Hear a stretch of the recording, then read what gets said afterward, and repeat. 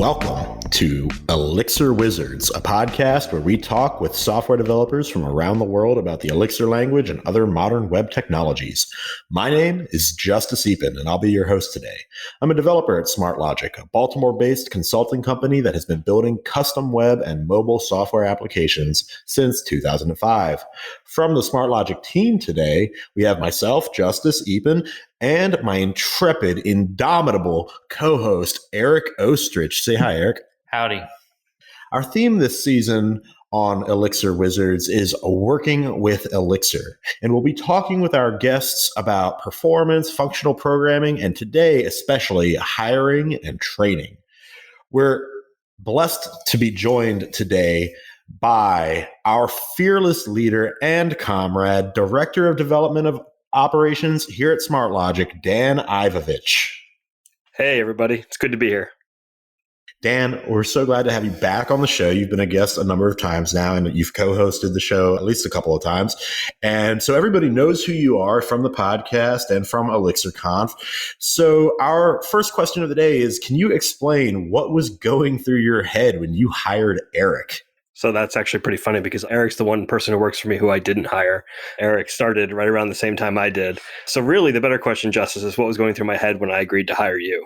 We were going to ask that, but we wanted to get you on the record as acknowledging Eric having been here a little bit longer than you. If you count an internship, then sure, Eric has been here longer.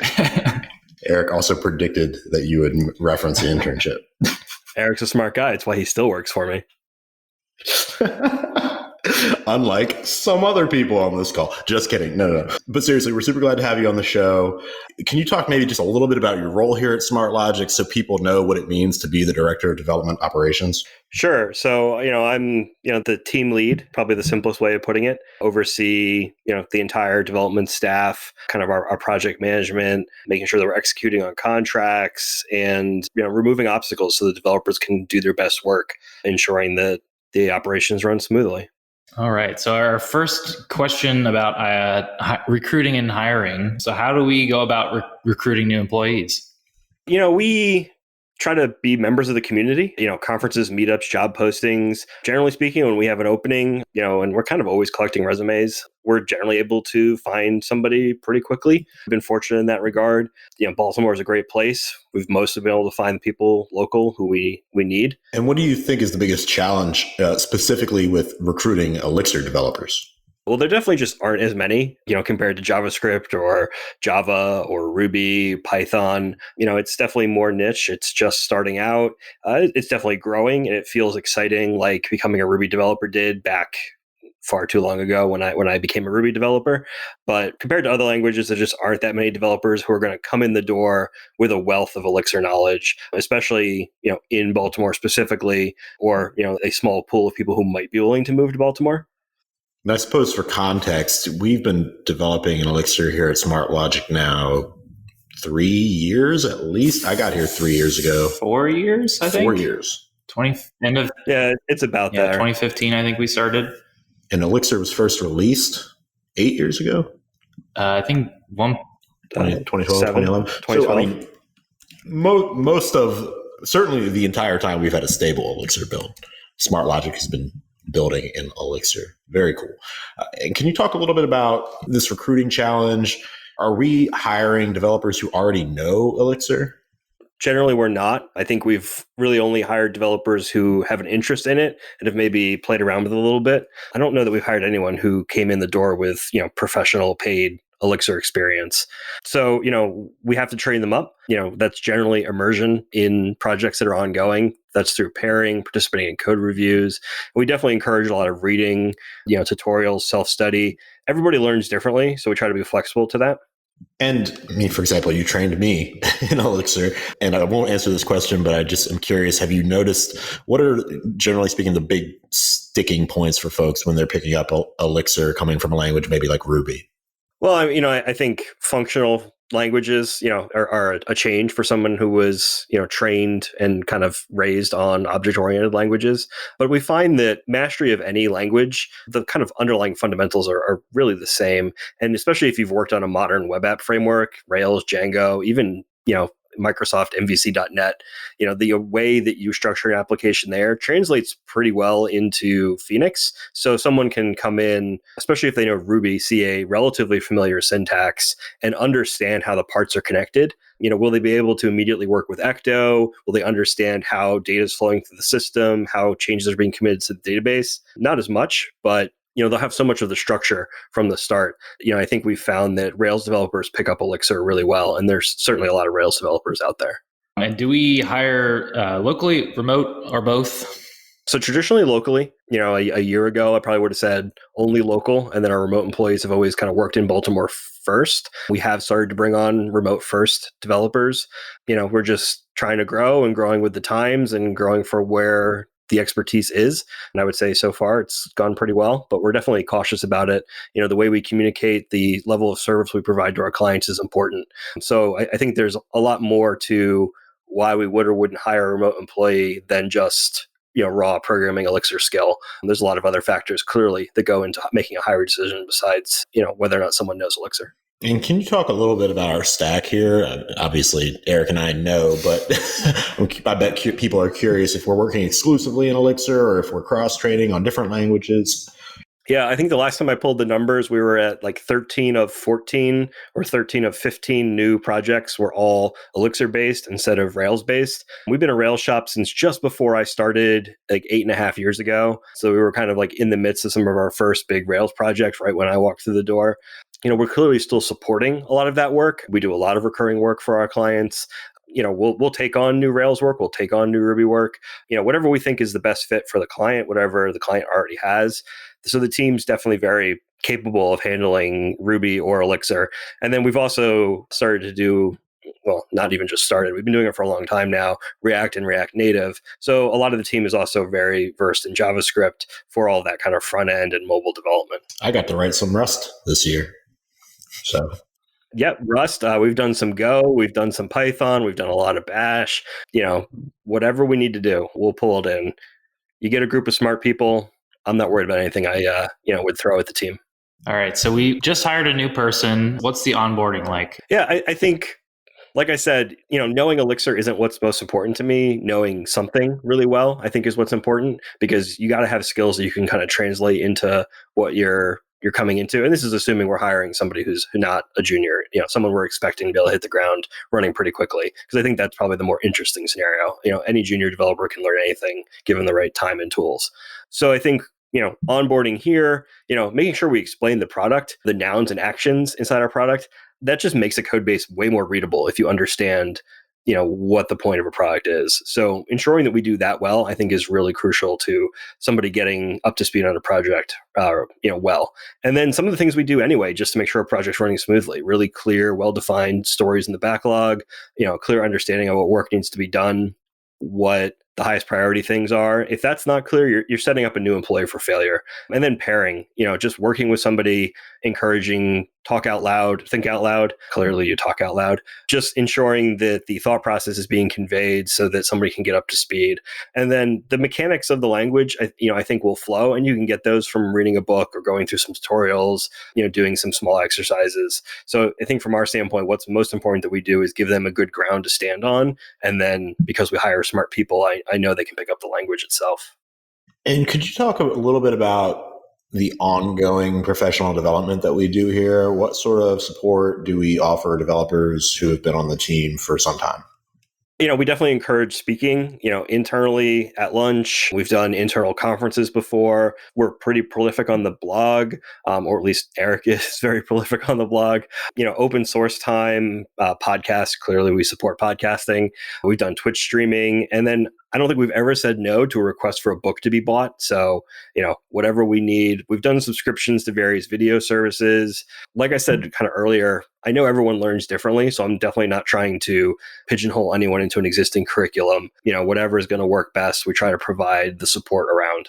And I guess I'll add that I know that we've had at least one developer who's taken time off to go do a program. And I don't know if we supported their tuition costs or not, but it's definitely pretty progressive in that area. You have a favorite resource for learning Elixir or functional programming in general? Yeah, I mean, I I would say I haven't done those things as much as I would like to learn. Since I was already a manager at the time that we moved to Elixir, it hasn't been a huge part of my like on the job coding. I've definitely done a decent amount of it, but nothing compared to, what the rest of the team has done. So a lot of my knowledge honestly has come through like reviewing code and then kind of like diving in, helping fix bugs, kind of figuring out what's going on, which is I think why I also feel very strongly that somebody with sound fundamentals can jump in there and figure out Elixir pretty well, because that's basically what I've done. And what's something you've recently read or attended that was a great learning experience? Like, who was it? What was the topic? And if it's online, can the listeners find it? So I think some of the more interesting Elixir related things I've seen have been at local meetups. So there was one that I helped organize here in Baltimore that we kind of talked through a existing project that had its API replaced with Elixir, and we kind of rebuilt on the fly. So that was pretty interesting. I don't think it's up online anywhere. And then most recently, we sponsored Bruce Tate to come to DC Elixir and speak there. And he did a Conway's Game of Life using LiveView. And I thought it was a really kind of good way to lay out how pattern matching for the Game of Life is a really good fit inside Elixir. And then it easily transitioned into tracking the board's state as the game was evolving in a live view, and then seeing an update in the web page based on a timer. So it was a really effective demonstration. I don't think that's online anywhere, but I would definitely recommend it as an exercise for the reader or the listener in this case to try it out, because I think you will find some really good use cases for Phoenix and Elixir patterns in building that out. Dan, you're one of the most capable developers I know as far as breadth of ability. And I'm curious how you challenge yourself to continue to learn and grow as a developer. If you could talk about like your strategies and tactics for developing your skill set. Yeah, I definitely just try to take in as much content as I can. My personality type is to kind of go wide and deep on everything and just try to have no unanswered question. I really don't like anything that's like a black box or it's just magic on how it works. I really want to understand kind of the underlying principles of things. So, I would say going deep on technology, deep on things I'm experimenting with, pushing existing projects or things I'm working on to the point where they break and then trying to figure out why is how I've learned, a lot. Beyond that, conferences, videos from conferences, listening to podcasts, this extraordinary podcast, among others. And then I also try to have some side projects, to experiment with and try some stuff out with. And I have a few kind of little things that I've rewritten, over the years. I originally did in PHP back when that was what I knew, and then in Java, and then again in C++, and then again in Ruby, and now I'm working on them again in Elixir. And they're really nothing legitimate or even interesting. It's just, hey, here's something that my mind seems to understand, and learn the syntax, learn the structures just by redoing it in whatever you're trying to learn. And I guess, what is the sample app that you keep redoing? Maybe that might be useful to hear for others that they can try as well. Sure. So I have always kind of felt like take something out in the world and just make your own version on it and do kind of a twist on it. So I've done clones of Stack Overflow, right? Questions and answers types of boards. I've done URL shorteners. I've done little simulation games where you're trying to sell something and you want to take into account randomness, it's August, so the temperature is going to be between 80 and 100 versus in November, the temperature is going to be between, 20 and 40. And so whether or not you sell a drink is based on that statistical probability based on that temperature range, or things like that that one's actually been kind of fun with Elixir, just because you kind of have these processes you want to communicate with, something to manage the weather. Okay, well, what's today's temperature? Okay, what's in your ongoing simulation? Eric, you clearly know how well Elixir works for non-playable characters and room state and things like that to architect out a game. So that's been something that I'm not as far along with as I'd like to be, but it's something that I think is an interesting problem to kind of dig into. And OTP being such a unique and powerful tool, I think it is good to have a side project that forces you to start thinking about that architecture, because that's probably what is most different from anything you've ever experienced before if you're coming from another MVC framework in a different language. So Moving on to some questions on functional programming more broadly, what was your first exposure to functional programming? And maybe also for a new listener, if you could give a quick definition. Yeah, so I know that there's a really fancy definition for functional programming, kind of in like the layman's terms, like there's no objects, right? Data is immutable, data flows through the system. You do it through composition of pure functions, probably some other really technical things that I'm not super academic on. I grew up doing C programming, from my first schooling and through college and things like that. It was still C, C++. So C isn't technically a functional language, but I do think it helped for sure, just thinking about data structures and structs and passing data around, and not so much the object side of like Ruby and Java. Java. I have done Scala, which is probably the first technically functional language that I've ever messed around with. That was through a online class that I did once. It was interesting, but I didn't really get that deep on it. So really, from a functional standpoint, Elixir is my most functional experience. And I guess as you started with Scala or Elixir, what were some of the biggest hurdles as you started getting going? Yeah, I would say just like where to store things, object-oriented programming, especially, doing over a decade at least of Ruby on Rails before I really got into Elixir. Object-oriented just kind of like, oh, you have this thing in memory, it has a name and you can take action on it. Whereas functional programming is much more, okay, give me some input, I'll give you some output. Like it's a new copy, I'm not mutating anything. Like there's a purity to that is great. But I found that, the switch from architecting an object-oriented based application to a functional programming based application, the hardest part for me has been, okay, well, where's this data? Like where do I get it from? Where do I keep it? How do I get it started through this pipe? Because you can start defining those functions about like what you want to adjust, how you want to act on the data, but kind of where your inputs and where your outputs, I found to be just like a little bit more confusing, at least at the very first start, than with an object-oriented framework. So a lot of the things that you learn in object-oriented, they don't translate well. And so I think I ended up with some like really messy structs and maps being passed around. And you worry about that, like what's the cleanliness of this data? Will it have the right keys and values so that the functions I'm passing it to all understand what it is I'm sending around? Whereas, in Rails, if you have a model for a user and you tack a function onto it, it's blatantly clear in that file what all the data you have access to is. Whereas that's not nearly as clear in functional programming. It's just something to get used to. And I think ultimately there are a lot of benefits. So from my standpoint, the big benefit was when I learned about ecto change sets and just seeing how you build up this change set through a bunch of functions until you have a struct full of all the data you need that either is going to contain some errors or have every change that you're going to make that you can then commit to the database. And then you can either return that same change set and display the errors, or you can commit it to a database and say, okay, great, everything's done.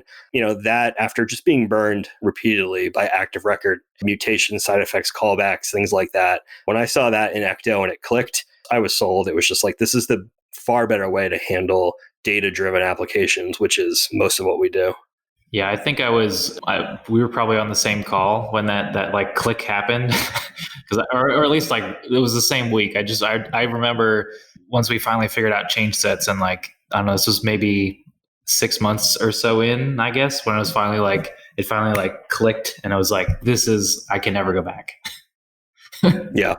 So what's your favorite thing about functional programming, Dan? Definitely the no side effects thing. Data in, data out. You get a new copy, you're not mutating state.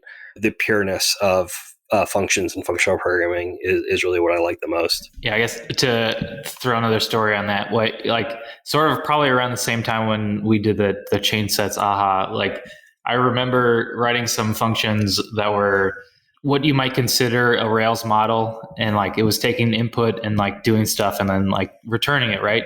And I just remember thinking, like, all of a sudden I was like, wait a minute, this is just a function. I don't need to set up this like gross thing. It's not like I don't need to set up an object that has this like very specific state so that when I call this function, that thing works or whatever. So like you just call it, like it's just a function on a module, so you can just call it. Right. And like that was well, and I think if you look at our tests on our like large Rails apps versus our, Phoenix apps, you can see how much effort goes into mocking and stubbing and just creating the world for tests to be effective, even when they're fairly low level inside a complicated Rails app. And yeah, maybe that could be architected away, but it's not easy. And you look at our larger Elixir apps and the tests for them are so clean. It's just, is this a real struct from the database or is it just something we made up? It doesn't matter, right? It just needs to have the right shape to it, and then you can pass it through. And I mean, that's what mocking is. You're creating something with the right shape, with the right type, so that it, if it quacks like a duck, it's a duck. But I think the mental hurdle to build that whole model from object-oriented versus in functional programming is so different. And that's what a lot of people talk about with functional programming. It's just the cognitive load to keep what's relevant about an application you're working on in your head can be so much less when you're dealing with pure functions than when you're dealing with a messy nest of objects. Well, Dan, we've moved very quickly today, so we're out of our regular questions to ask. I'm curious, do you have any hot takes or things on your mind that you want to share with the audience? Or you can always just move right into shameless self-promotion if you like. Maybe I can thread that needle and do a little of both. I think Elixir is a really solid choice for modern web applications. You're processing data, you're taking it in, you're collaborating in real time, you're doing things in the background, you're processing transactions, you're handling webhooks from external systems. Elixir gives you so many tools to deal with those things, and it has improved the performance. It has decreased the size of RAM that we need on servers that we're deploying to. It has made tests fast and fun to deal with. And so I think it has had many strengths for us. So, clearly if you or your team is considering switching over, SmartLogic would be happy to help. And if you have a project you'd like to spin up and you think Elixir might be a good choice, we'd love to talk about it.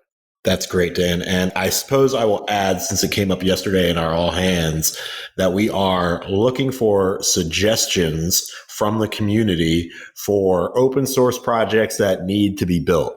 So if you can think of any open source projects that need to be built, please reach out to us at SmartLogic on Twitter.